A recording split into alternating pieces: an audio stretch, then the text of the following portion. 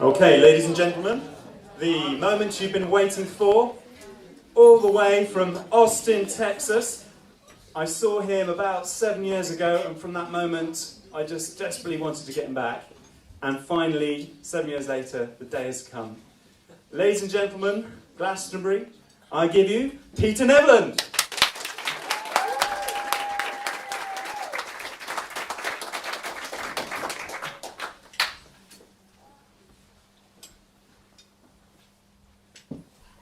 She couldn't have said anything worse.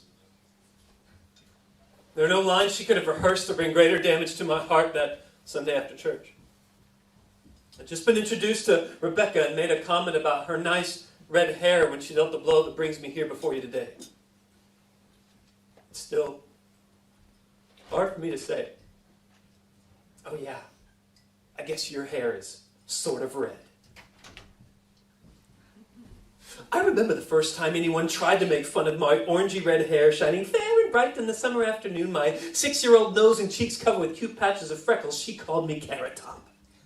That little girl kept hurling it at me as if I possessed some sort of bulbous grotesque deformity or contagious disease. Or maybe she felt it her duty to be the one oh so slyly informing me of the enormity of a sudden discovery that, like, oh my gosh, my hair isn't blonde. Like, how is that possible?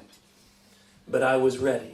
All the 6 glorious years I lived were rushing together to a culmination of that savory moment of childhood satisfaction when I would hurl her down from her high and mighty pedestal of fun-making. I may have looked sweet and innocent, but I was completely prepared to annihilate her in the warfare of prepubescent verbal battle.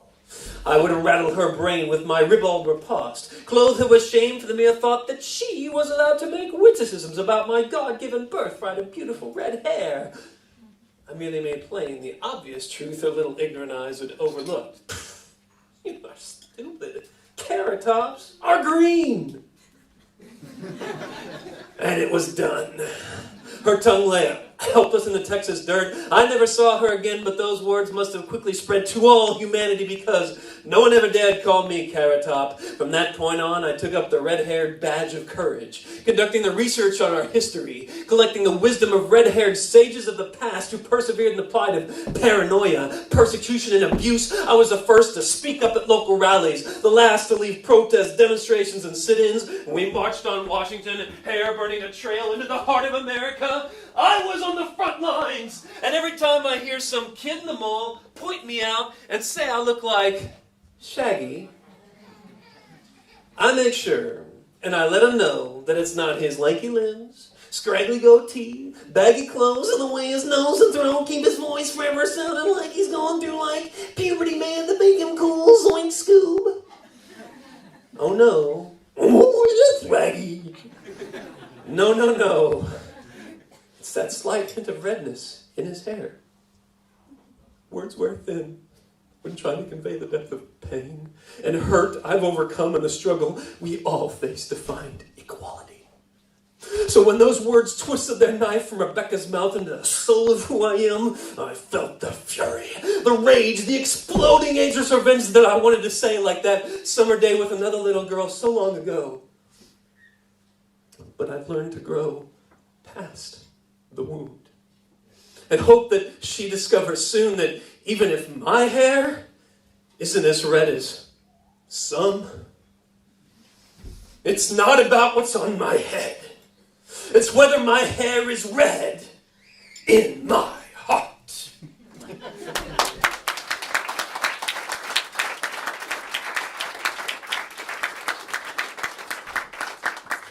Thank you very much. I was at I guess we had pub quizzes are starting to become somewhat popular in the United States. And I was at one at this place called Opal Divines. And they had a question on there. And they said, there is an international redhead festival in Amsterdam, Holland. True or false?